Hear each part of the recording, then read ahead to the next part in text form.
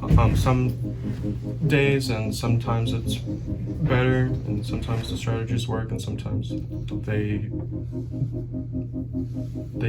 don't. Austin is a student at Alvin High School, and he's one of 1,800 students currently being helped by a speech-language pathologist, SLP for short.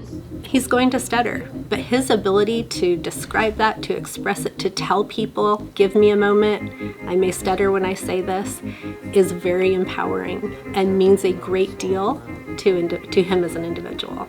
Alvin ISD has 27 SLPs and 3 assistant SLPs. In our field, we work from birth through end of life with individuals. In the school setting, that means working with children between the ages of 3 through 21. May is Better Hearing and Speech Month, which gives SLPs the chance to educate the community on what they do and who they help. We in the schools work with kids who have the typical, what you think of, articulation disorder. So they say words, they don't sound right. They talk up instead of the rascally rabbit, they're talking about the wascally wabbit. What do you like on your pizza? ¿Qué te gusta en la pizza? There are also students who have difficulty with language, so they don't have the vocabulary, or they are missing the understanding and the ability to follow directions. The grant has allowed the children to have a device to help them find their voice, because we've always had an iPad in the room for the teacher, but we've never had any for the children. And the goal is for the children to be able to use them, and so I've had parents already tell me that the ones they're taking home with them, that the child will sit down and just like they're just playing with the device, but they're repeating after the device at the same time. So they're learning those words. So it's giving them their own voice. We have students that we work with who stutter. We work with individuals who have voice impairments, who have a raspy vocal quality and are able to clearly communicate messages because of the quality, as well as individuals who have pragmatic disabilities, kids who are completely nonverbal and who are utilizing alternative access methods to communicate.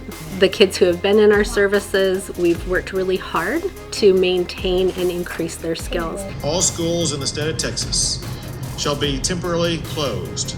So as soon as COVID shut down Alvin ISD, our speech therapists were developing virtual therapy sessions, and we're meeting with all of their kids, either individually or in small groups, to ensure that we were continuing those services. So our kids, when they leave our room, have to go back out and take what they learn with them in our room and then become their own therapist and utilize that learned skill in their class, on the playground, with their families. Every one of the SLPs in Alvin ISD would be more than happy to talk about the work that they do. We are a passionate group who have worked really hard to learn and understand how to better help people communicate.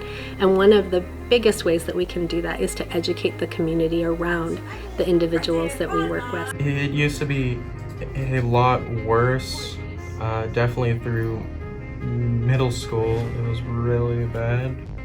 I've definitely gotten better at handling my stutter. We want to have more time to help more kids. We spend a great deal of time helping to build confidence, to build the ability to be resilient, to be willing to try things that may or may not work.